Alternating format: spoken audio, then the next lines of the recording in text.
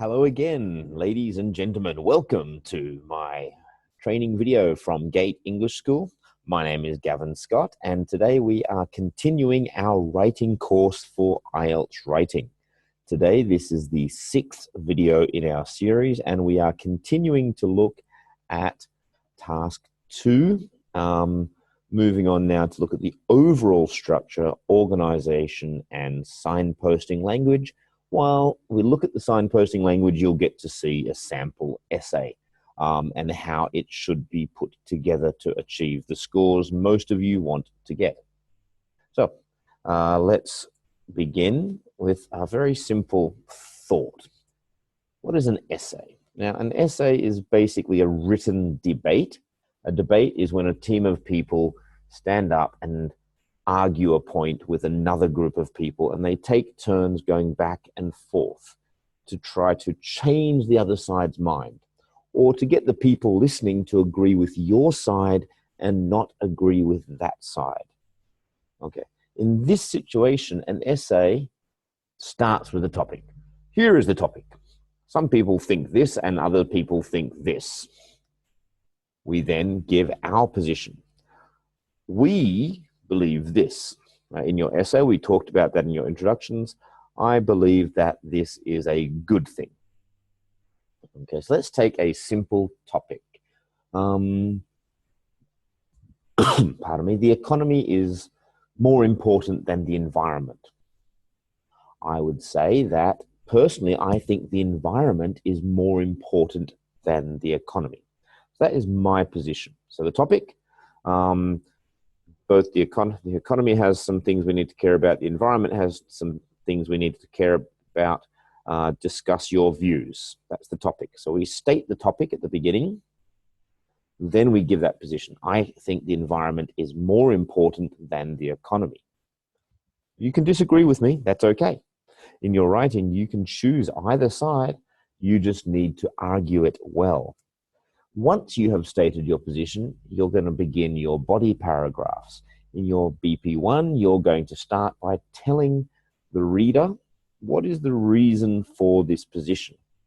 Well, I believe that the environment is more important than the economy because all economic resources come from the environment to begin with. You know, even people, we come from the water and the food from the environment. Without a good environment, one day this world will be destroyed and there will be no economy. So we need to care more about the environment so that the economy can stay strong. You expand your reasons. Now, I might go on to say, like I just talked about, all shops and banks and businesses are all in buildings with stone and wood without caring for forests, and we're not going to have buildings. We're not going to have places to do business. So that's why the environment is more important. So that's kind of me going on to give an example, to expand and explain why I have this reason, or to prove that this is a reason. I can't just say, you can just say, but you won't get a very high score. The environment's more important because all resources from the economy come from the environment. By itself, that's not enough. The reader's not very clear on, well, what do you mean by that? So then that's your next sentence. You're expanding and explaining, usually with an example there. You also have to consider the other side's arguments. You can't just argue for the environment. You need to think, what are they going to say? A debate, people that are very good at debating, they know what the other side's going to say. They prepare for it. And when the other side says it, they knock it down with some good comments and some clever ideas. And that's what you're doing in your writing. You put up the other side's argument and then you knock it down with your language. So people that think the economy is more important, or economists, actually, don't use the word people. Who are these people? That's always a silly thing to say. People think. I always prefer to choose a group. So in this situation, economists would argue that we need money to protect the environment. However, the fact that they're saying we need money to protect the environment means the purpose of money is to do other things, such as care for the environment. And if that's the purpose of money, then that makes the environment much more important than the economy. The economy is just a tool that we use for the main purpose, which is looking after our world.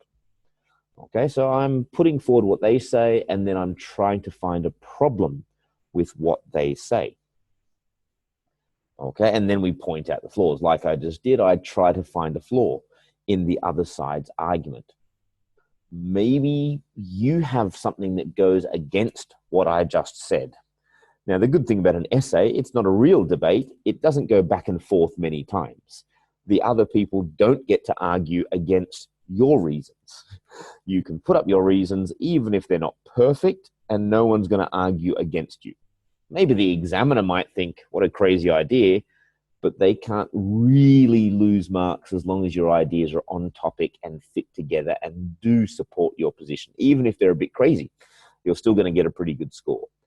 So you can attack the other side's argument and they can't defend from what you say. So as long as you find some flaw, and that's a logical flaw, it fits with what you're trying to say, you'll be fine. Now, not all essays are two-sided debates. It's not always that kind of thing. Sometimes the essay is about problems and solutions. This is more of a discussion panel than a debate. A group of people go on television to talk about what's the problem, how can we fix it? And those people will argue on television, no, I think the best way to fix it is this.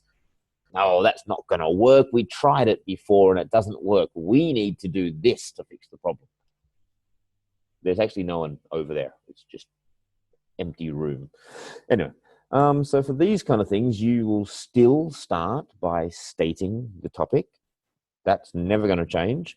Both all kinds of questions in task 2, you still state the topic. You are still presenting your position.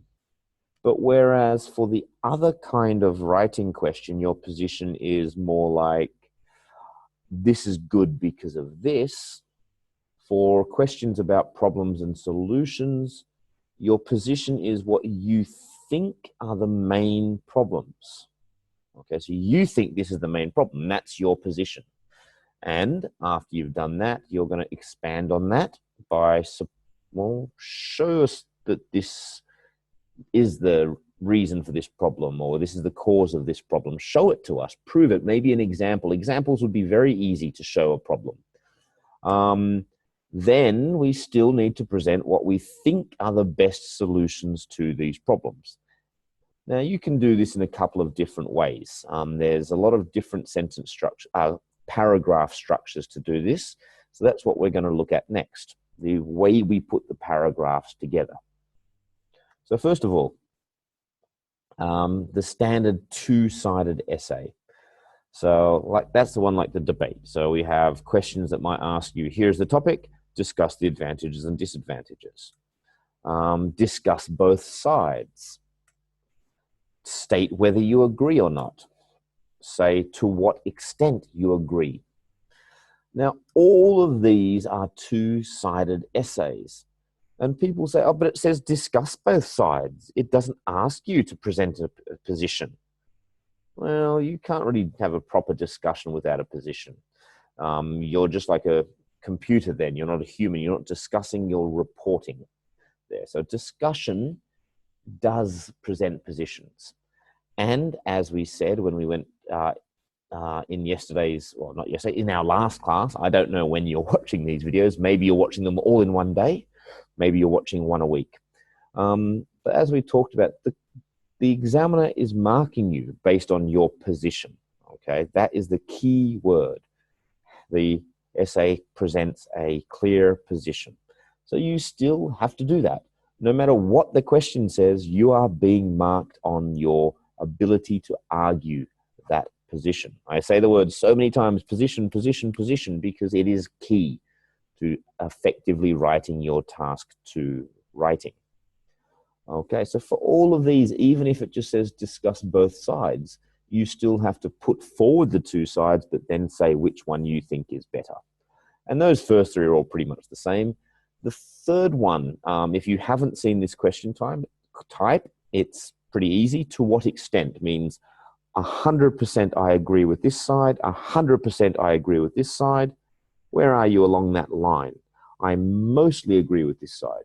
I think both sides are great, but I think this side's a little bit better. Okay, so that's what it means by to what extent. And generally for most of these kind of questions, you don't have 100% one or the other. You know, you generally accept the other side might be right sometimes, but this one's right most of the time. So you're still going to do that. Okay, so you must still have a position. I've said that so many times now. Okay. For two-sided essays, there's a standard structure I use. Introduction, always 2 sentences, topic statement, opinion statement. That's not going to change. BP1, again, body paragraph, the main part of your essay, the body. Body paragraph 1 is the main reason for your position. Body paragraph 2 would be the second reason for your position. And the body paragraph 3 is the other side's reason for their position, but you saying why they are wrong. And of course, you have your conclusion where you restate your opinion and main reason, your position and main reason. Generally, when I first started teaching writing, I used to introduce to my students lots of different choices for your structure, and it didn't work. They'd mix up the structures. They'd write a little bit of this structure and a little bit of that structure, and they didn't understand it. So I just say, if all you want to do is get that 6.5, 7, and you're happy, this is going to get you there. You don't need to do more. Now, you might add another paragraph if you really write very, very, very quickly, or you can just make sure that these 3 paragraphs are very good. But if you stick with this structure, and it's pretty much going to be 2 good sentences, 3 sentences, 3 sentences, 3 sentences, 2 sentences, averaging 25 words a sentence, you're going to get 250 words. It fits the word count very well if you do this. So, in fact, more than fits the word count if we do it that way. But and 1 sentence for the conclusion. We'll look at conclusions a little bit, but it's not really too much a big area for most people to worry about. Okay. For the other essay types, it depends on what they're asking. If they're asking for the cause and solution, you probably start with, if they ask you to outline the, okay, so there's lots of different kinds of questions. They outline the problem and solutions. So cause and solution, problem and solution, cause of the problem or event, and whether you think it's a good thing. So this is kind of a bit more confusing.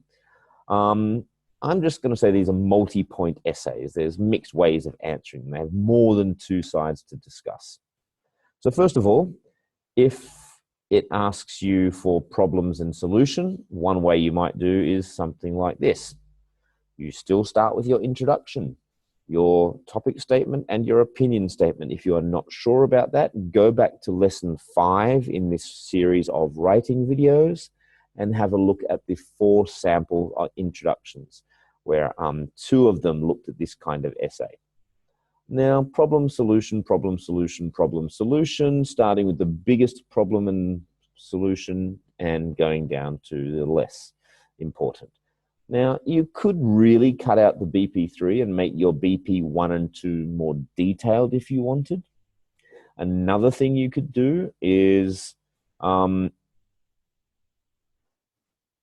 okay, so I haven't got this here. So you could go BP 1, 2, 3, 4, problem, solution, and make each paragraph a bit more. So you could have that in 2 BPs, or you could stick with main problem, solution, but cut that into 4 body paragraphs.